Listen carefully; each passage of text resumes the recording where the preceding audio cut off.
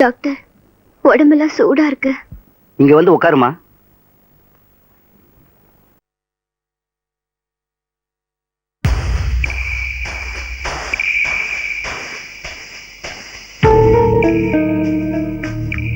மூச்சை இழுத்து விடுமா. திரும்பமா.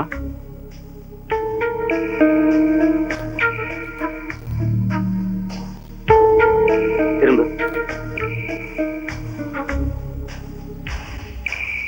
இது மருந்து மாத்திரையில குணமாகிற வியாதி இல்லம்மா. விடா கைய, நீ எல்லாம் ஒரு டாக்டர். வயசு பொண்ணுக்கு தனியா வந்தா இப்படி நடந்துக்கிறானுங்க.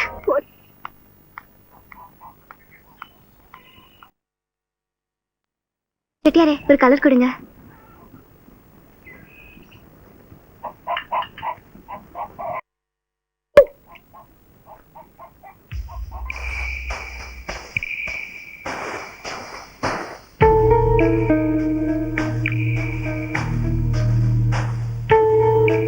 என்னங்க பாட்டில்? காசு வேணாம். எதுக்கு? இவ்வளவு நேரம் உன் கலரை பார்த்தேன்ல, கலருக்கு கலர் சரியா போச்சு. என்னது? நீ ஊருக்கு அனுப்பல மகமா, உங்ககிட்ட போய் நான் காசு வாங்குனா? அதானே பார்த்தேன்.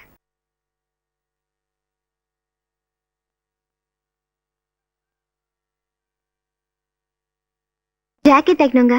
தச்சிருவோமே. இந்தங்க அளவு ஜாக்கெட். இது பழசு, அளவு எடுக்கலாம். உள்ளவா.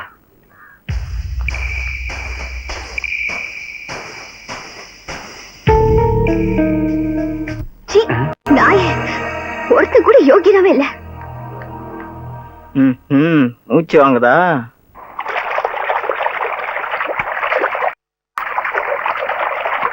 அண்ணே, என்ன ஒரு முக்கியமான விஷயம். அந்த டாக்டரும் டெய்லரும் உங்க முறப்பொண்ணு பொண்ணுகிட்ட தப்பா நடக்க முயற்சி பண்ணாங்க. அவங்கிட்ட எதுவுமே சொல்லியே. வெளியில தெரிஞ்ச அவமானம்னு பொண்ணு யார்கிட்டயும் சொல்லாத இருந்திருக்கும். அவனுங்களை எந்த வழியில கவனிக்கணுமோ அந்த வழியில கவனிக்கிறேன்.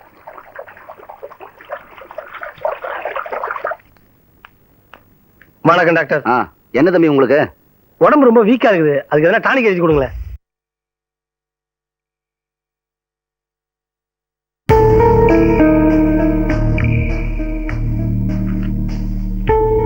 Water berries compound. நல்ல டாக்டர் நீங்க. முதல்ல இதை நீங்க குடிங்க. நான் ஏன் சாப்பிடணும்? உதவாகிறது உடம்புல ஒரு தெம்பு வானா, அதுக்குதான். என் கிளினிக்ல வந்து என்னையே கரெக்டா பண்றியா?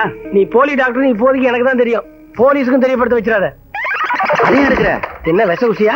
வேண்டாம் வேண்டாம்.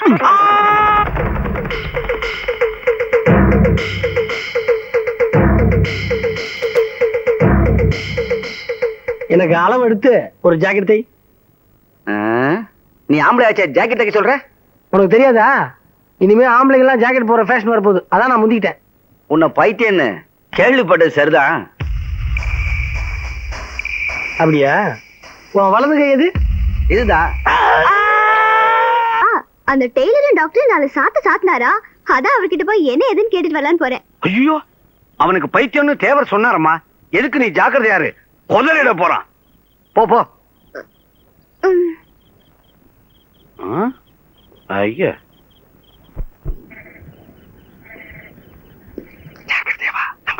ஓ சாமியா, ஆராய்ச்சி பண்றவரே தைரியமா வாங்க. நாங்க ஒண்ணும் உங்களுக்கு அடிச்சு தின்னிட மாட்டோம். எவ்வளவு வேணும்? நாங்க ஒண்ணும் இனாமா வாங்க மாட்டோம். இன்னைக்கு நாங்கெல்லாம் ஊருக்கு போறோம் சாமி. ஏதோ பழகிட்டோமே, அதான் மனசு கேட்கல, சொல்லிட்டு போலான்னு உங்களை கூப்பிட்டேன். என்ன மறந்துட மாட்டீங்களே சாமி?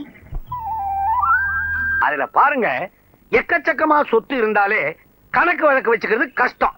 அதனால நான் தான் உங்க வீட்டுக்காரர்கிட்ட எல்லாத்தையும் கழிச்சு கட்டிடுங்கன்னு சொன்னேன். ஆஹா, இதெல்லாம் உங்களோட வேலைதானா? ஆமாமா. உங்கள மாதிரி 2 ஆள் இருந்தா போதையா? குடும்பம் நடு ரோட்ல தான். என்ன பண்ணுங்கறீங்க? பல்லல் குடும்பம்னு வாயார வாழ்த்துவாங்கன்னு சொன்னேன். தப்பா? ரோடு காலியாகுது, எதனா பண்ணலாம் நினைச்சேன். ஏதோ 2 வருதுங்க. பண்ணுவேன். அதுங்க யாருங்களோ இல்ல, எங்க ஊர் டீச்சர். கம்முன்னு வாங்க. வணக்கம் டீச்சர். வணக்கம்மா. என்ன அப்படி நீங்களும் ஸ்டூடெண்ட் ஒரே கொடையில ஒரே உடையில வந்திருக்கீங்க? அதுவா, எங்களுக்குள்ள எந்த வித்தியாசமும் இல்ல. நாங்க 2 பேரும் அக்கா தங்கச்சி மாதிரி பழகுறவங்க. ஆமா, இதுல யார் அக்கா யார் தங்கச்சி? டீச்சர் தப்பா எடுத்துக்காதீங்க. எங்க அத்தா அப்படித்தான் ஒரு மாதிரி. ஓஹோ அப்படியா? நாங்க வரோம். சரி வாங்க. அவங்களுக்கு அவங்க அப்பா மணிமேகலன் ஏன் பேர் வச்சாங்கன்னே தெரியல.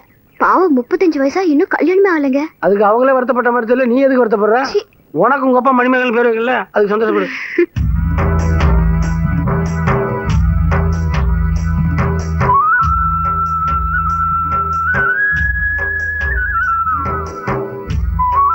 நீ வண்ணாத்தி பொண்ணமல்ல? ஆமா. என்ன தெரியுதா? தெரியலையே. நீங்க யாரு? நான் தான் கணக்கு அக்கா மகன் மாணிக்கம். அந்த காலத்துல நீ எப்படி இருப்ப தெரியுமா? சும்மா பவுன் கணக்கா இருப்ப. என்ன அப்ப நான் சின்ன பையன், இப்ப நான் வளர்ந்துட்டேன். ஆனா நீ தான் சாயம் போன சேலை மாதிரி ஆயிட்டேன்.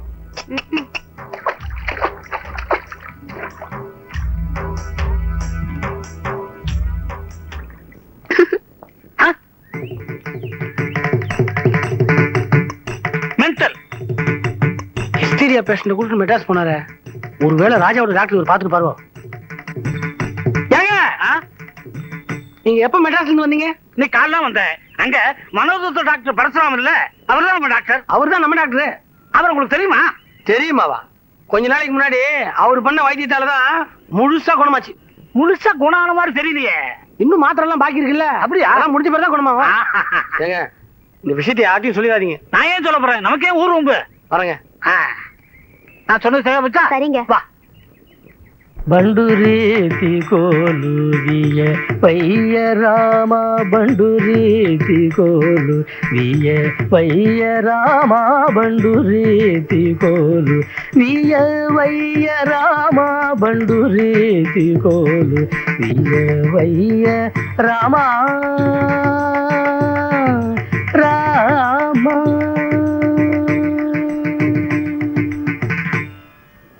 இப்படி பாடினா பயிர் வளரணும், வயல்ல உட்காந்து பாடுறது வழக்கம். பாடுபட்டாலும் பயிர் வளரும், பாட்டு பாடினாலும் பயிர் வளரும். இந்த மண்ணுல உங்க ஆதரவால தானே சங்கீத பயிர் செழிச்சு வளருது. காவேரி கரையில கர்நாடக சங்கீதம் கட்டி காக்கப்படுதுன்னா அதுக்கு தேவரையா தானே காரணம். நாங்க பரம்பரை பரம்பரையா சங்கீத வளர்ச்சிக்கு உதவி செய்யறதுதான் வழக்கம். ஆனா சங்கீதத்தோட சக்தி என்னன்னுதான் யாருக்குமே புரியல. அதுன்னா அப்படி சொல்லிட்டாள். அமிர்தவர்ஷி ராகத்துக்கு மழை பெய்ய வைக்கக்கூடிய சக்தி உண்டாச்சே. ఎందరో మహానుభావులు ఎందరో మహానుభావులు అందరికీ వందనము ఎందరో. நான் எந்த ஊரும் இல்ல, இந்த ஊர் மகானுபாவுல தான். தேவர, இங்க என்ன பண்ணிட்டு இருக்கீங்க? சங்கீத மேதைகளோட சங்கீதத்தை பத்தி பேசிட்டு இருக்கேன். மேதைகளா? எங்க அவங்க? இவங்க தாயா கணக்குல நம்ம வீட்டு கல்யாணத்துக்கு இவங்க தான் கச்சேரி. இவங்களை அழைச்சிக்கிட்டு வர வேண்டியது உன் பொறுப்பு. கவலையே படாதீங்க, கண்டிப்பா கல்யாண மண்டபத்துக்கு நான் இவங்களை அழைச்சிக்கிட்டு வரேன். ஆனா கச்சேரி ஆரம்பிச்ச உடனே ஜனங்க செதறி போகாம அவங்கள தக்க வைக்க வேண்டியது உங்க பொறுப்பு. அமிர்தவர்ஷினி ராகம் பாடினா மழை பெய்யுன்னு இவங்க எல்லாம் சொல்றாங்க. ஐயோ, பாட போறீங்களா? பாடினா போச்சு. உங்களுக்கு என்ன போச்சு? அப்ப நான் போய் கொடைய கொண்டாந்துடுறேன். எனக்கு இந்த மழையில நனைஞ்சா உடம்புக்கு ஒத்துக்கிறது இல்ல. நல்ல வேலை உங்க கச்சேரிய ஊருக்கு வெளியே வச்சுக்கிட்டீங்க. இது என்ன செங்குத்தா இருக்குது? டோலக்கா? என்னங்க சரியான ஞான சூன்யம் போல் இருக்கு. அவன் பைத்தியங்கிற விவரத்தை எப்படியும் தேவர்த்த சொல்லிடணும். அடடே, சொல்லிடணும். எல்லாம் இங்கதான் இருக்கீங்களா? வணக்கம் தேவரையா. வாத்தியாரையா, என் பொண்ணு கல்யாணத்துக்கு நீங்க எல்லாம் குடும்பத்தோட வந்திருந்து சீரும் சிறப்புமா நடத்தி கொடுக்கணும். தேவரையா, செய்தி தெரியுமா? கணக்கு பிள்ளையா மருமகன் மெண்டல் கிளினிக்ல வைத்தியம் செஞ்சுக்கிட்டவனா. அது அவனே என்கிட்ட சொன்னான். வேற யார்கிட்டையும் சொல்ல வேண்டாம்னு வேற சொன்னான். இப்ப கூட மருந்து மாத்திரை எல்லாம் சாப்பிட்டுட்டு இருக்கானா. அப்படியா சங்கதி? நம்ம வீட்டு மரக்குதிரையில உட்கார்ந்து அந்த பையன் பாட்டு பாடுறப்ப எனக்கும் சந்தேகம் தான். அது மட்டும் இல்ல, நான் கம்பர் விழாவில பேசினதை வந்து கணக்கு பிள்ளைகிட்ட சொல்லிக்கிட்டு இருந்தானா, அதுக்கு அவன் நக்கலாவே பேசிக்கிட்டு இருந்தான். நம்ம ஊர் கிழவிங்கல்ல, அவங்கள பார்த்து அழகி அழகின்னு சொல்லிட்டு இருக்கான். இவனுடைய நடவடிக்கை எல்லாம் பாக்குறப்போ உனக்கு மட்டும் இல்ல எல்லாருக்குமே சந்தேகம் வரதான் செய்யும். எதுக்கும் பொறுமையா இருந்து உண்மை என்னன்னு கண்டுபிடிப்போம். அதோட அவன் தான் மாப்பிளத்தோட. இந்த கல்யாணத்துக்கு மாப்பிள்ளை வீட்டு சார்பில் அவன் தான் இருப்பான்னு பாட்டி விட்டுட்டு போயிடுச்சு. எதுக்கும் நான் மதுரைப்பட்டிக்கு மாப்பிள்ளை வீட்டுக்கு போயிட்டு வரேன். நாளைக்கு வந்து பேசிக்கோமே. இந்தாங்க.